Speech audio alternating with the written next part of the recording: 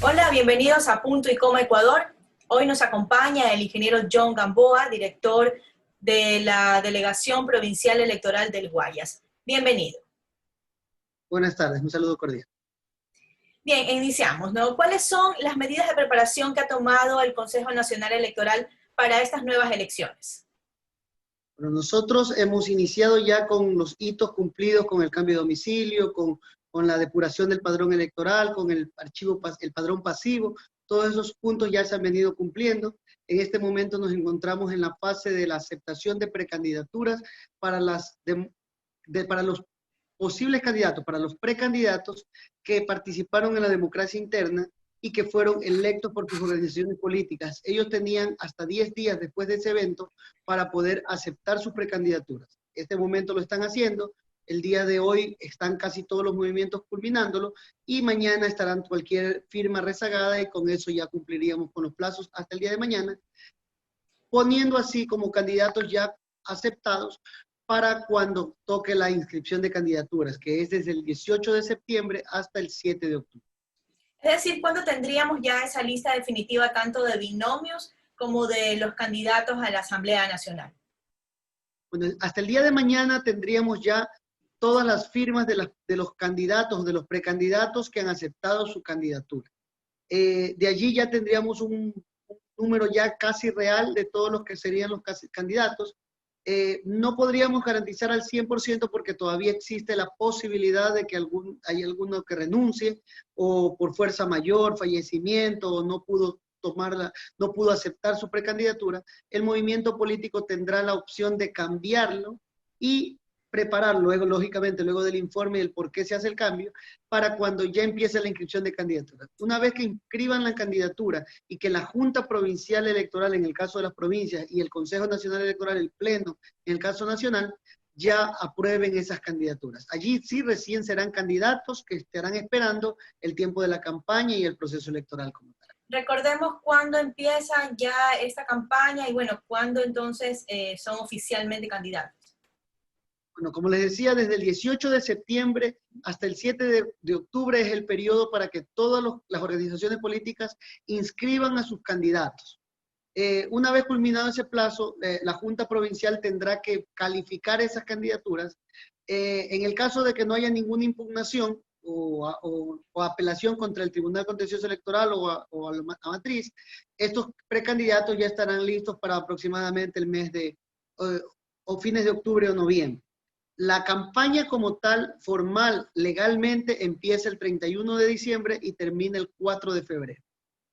Justamente durante este proceso de inscripción y de aceptación de estas precandidaturas, bueno, se dio el caso de la inscripción telemática de uno de los precandidatos a vicepresidente, en este caso Rafael Correa. El CNE no le ha dado paso, ¿no? ¿Cuáles son ahí las causas por las que no procede? Bueno, el reglamento establece claramente, no es un reglamento nuevo, si bien fue modificado, esta normativa ya viene desde el año 2012, como les decía, no es algo nuevo, que la aceptación de su precandidatura tiene que hacerlo de manera presencial, delante del delegado del Consejo Nacional Electoral, como les decía, si es provincial en la delegación y si es nacional en la sede de matriz. En la sede. En ese caso, no existe la figura del poder, no existe la figura del voto, de la aceptación telemática, y por ende nosotros aún no hemos recibido esa precandidatura como tal. ¿Tendrían ellos entonces, como usted mencionó, un plazo para que el partido o ponga a otra persona o el candidato se presente físicamente? Así es. A ver, para presentarse físicamente tendría hasta el día de mañana a las 12 de la noche, donde ellos deben aceptar su precandidatura. En el caso de no hacerlo, el movimiento político tiene la opción de cambiar a su candidato y hacerlo firmar también. Hay una pregunta que se hacen muchos ecuatorianos en este momento, ¿no? Y es que si una persona que tiene procesos judiciales abiertos es apto para ser candidato, ya sea presidente, vicepresidente, asambleísta. Mientras no esté la sentencia ejecutoriada, no hay ningún impedimento para ellos en candidatizarse como tal. Cuando ya está la sentencia ejecutoriada, ahí sí, lógicamente, no se podría permitir la inscripción de la candidatura. Pero mientras Porque es no lo haya, ahí cuando ha perdido los derechos de ciudadanía, en el momento en que se así ha es, ejecutoriado una sentencia. así es. Mientras tanto, se prima el derecho de la inocencia hasta que no se muestre lo contrario, y por ende no se podría nosotros como Consejo Nacional Electoral prohibir a algún ciudadano la inscripción de su candidatura. Y aquellos que tengan alguna, qué sé yo, grilletes, de pronto arrestos domiciliarios, o sea que no hay una sentencia en firme, pero sí hay medidas cautelares, ¿cómo ahí funciona el tema? Es igual, todavía están en proceso, pero no ha habido una sentencia ejecutoriada. Las medidas sustitutivas o la prisión preventiva es parte de lo que podría darse y no ha perdido sus derechos ciudadanos. ¿Se acogerá la idea de la votación, o que mejor dicho, que la papeleta de votación no sea obligatoria para las próximas elecciones, un poco dejando a la voluntad de las personas de participar en el proceso? Bueno, no existe esa reforma legal. Primero, no ha sido oficial la solicitud que lo dio la señora ministra de Gobierno. No existe esa posibilidad como tal porque en la Constitución y el Código de la Democracia establece claramente que es una obligación. E inclusive en el Código de la Democracia establece claramente la multa del 10% para los que no sufragan y del 15% para los que no se presentan. Inclusive, el funcionario público que no solicite la papeleta de votación podría ser sancionado también por la destitución por no... ¿Ok? ¿Me Sí, escuchan? ahí. Ahora sí la escucho bien. Me indicaba, ¿no? Que habría una, se fue el volumen, que habría una sanción en el caso de los funcionarios que no soliciten este requisito. Así es, existe la sanción para ese funcionario, por tal motivo la normativa exige que el voto es obligatorio y adicional a eso que tiene que solicitarse todos los requisitos, tiene que cumplirse la papeleta de votación, si bien no es obligación entregar la copia, pero es un documento habilitante que debe ser usado al igual que la cédula de ciudadanía. Es importante un poco conocer, en medio de esta nueva normalidad, cuáles han sido las condiciones o las medidas que ustedes estarían implementando en caso de que la pandemia, hasta cuando sea, las elecciones continúe y que, bueno, no podamos acudir masivamente a las urnas. Bueno, se había estudiado la posibilidad del voto telemático y del voto segmentado en diferentes días. Sin embargo, no se pudo concretar esos puntos y hemos decidido mantener la votación tradicional.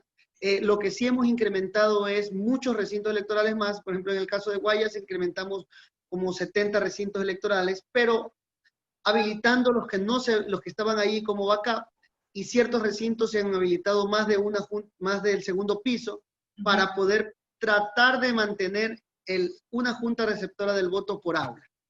Yeah. Eso permitiría la afluencia y que no haya congestión en ciertos lugares, en ciertos recintos. Hemos quitado cerca de 84 juntas receptoras del voto de la Universidad de Guayaquil, por ejemplo, que es una de las zonas Recintos más grandes, claro. de los recintos más grandes. Quiere decir que 24,000 personas ya no van a ir a votar en ese recinto electoral, Okay. y por ende hemos acomodado en otros recintos. Y como les decía, los recintos electorales, que si bien se usaba solo la primera planta, se va a utilizar el primero y segundo piso y hasta un tercero en algunos casos para permitir dispersar un poco más. Justamente esto igual irá de la mano con las medidas de bioseguridad necesarias, pues, ¿no?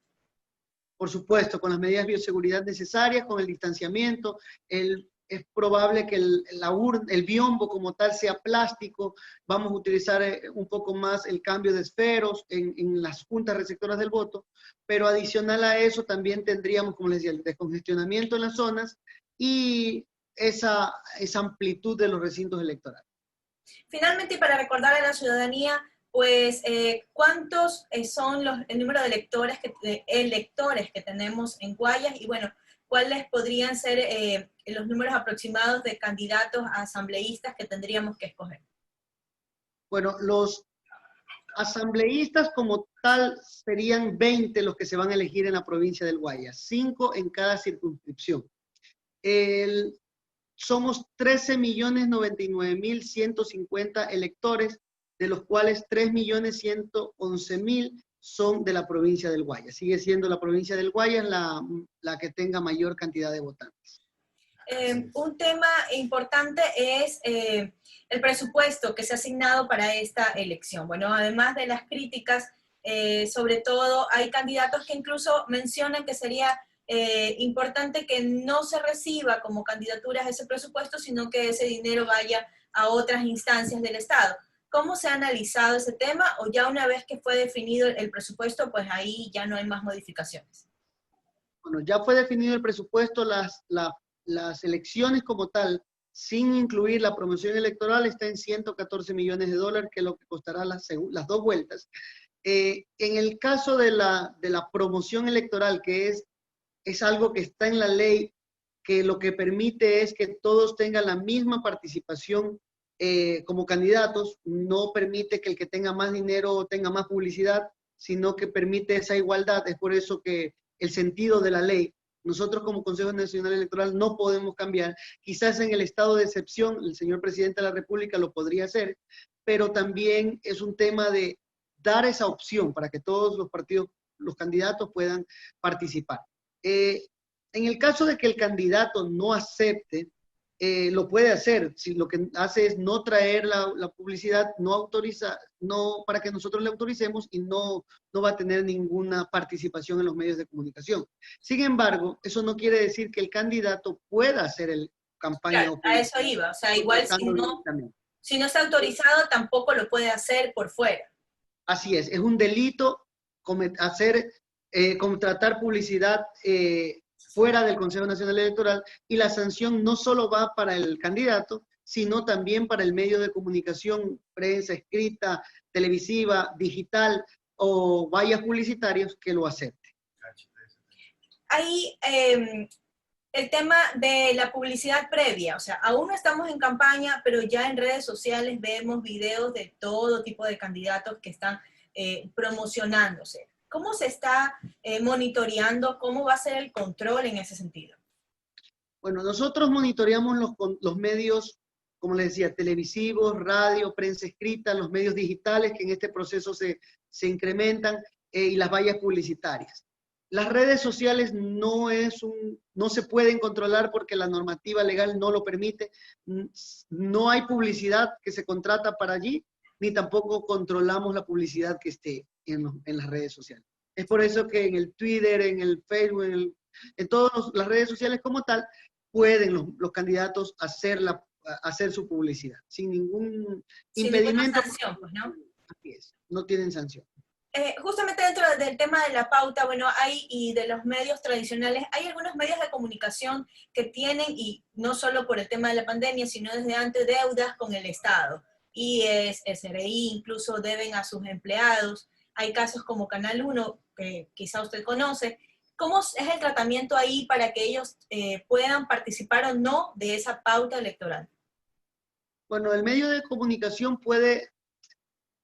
tiene que registrarse en primer lugar ante el Consejo Nacional Electoral como proveedores del servicio. Lógicamente con los precios, con los costos de cuñas, ya sea por horario, por franja horaria y por todos los detalles. Y de allí, una vez que el candidato revise y le entrega la publicidad, nosotros revisamos y se le da la autorización y pueden transmitirlo directamente. Con el tema, nosotros inclusive en el proceso 2019 aún están pendientes de pagos. No tanto es de parte del Consejo Nacional Electoral, porque ya hicimos y generamos los pagos. Lamentablemente el tema presupuestario del Ministerio de Finanzas aún no acredita, y es por eso que están esas deudas pendientes con los medios de comunicación. Y aquellos que no están, o sea, el medio como tal que no esté al día con sus obligaciones, ¿hay alguna ley que diga que no puede ser pautado, o ya depende del candidato que escoja dónde quiere publicitarse? No, ellos, mientras el medio de comunicación tenga autorización de la frecuencia y esté acreditado como tal, lo que ellos tienen que hacer es traernos la documentación y registrarse aquí en el Consejo Nacional Electoral como proveedores.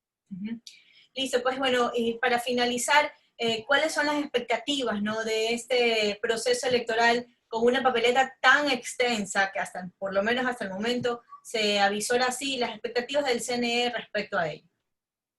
Bueno, ya nos hemos preparado. El proceso anterior del 2019 fue mucho más complejo, inclusive tenía muchos más candidatos, más papeles, más dignidades a elegir, y eso quedó como escuela. Nosotros ya venimos del proceso anterior, yo también ya soy director desde el proceso 2019, y por ende ya tenemos ciertas cosas que vamos a ir mejorando. Es por eso que la inscripción de precandidatos, como se ha venido dando, ha sido de una manera ordenada. Los partidos políticos ya tienen la documentación, ya están cambiando varias cosas que en su momento, en procesos anteriores, se los dejaba para última hora y teníamos que estar complicados bastante. Listo, pues muchísimas gracias por este espacio, por participar con nosotros en Punto y Coma, y bueno, esperamos poder tenerlo en una próxima ocasión. Muchas gracias. Con todo gusto, un saludo cordial y siempre abierto a los medios de comunicación, que son la voz de toda la ciudadanía. Muchas gracias. Muy amable.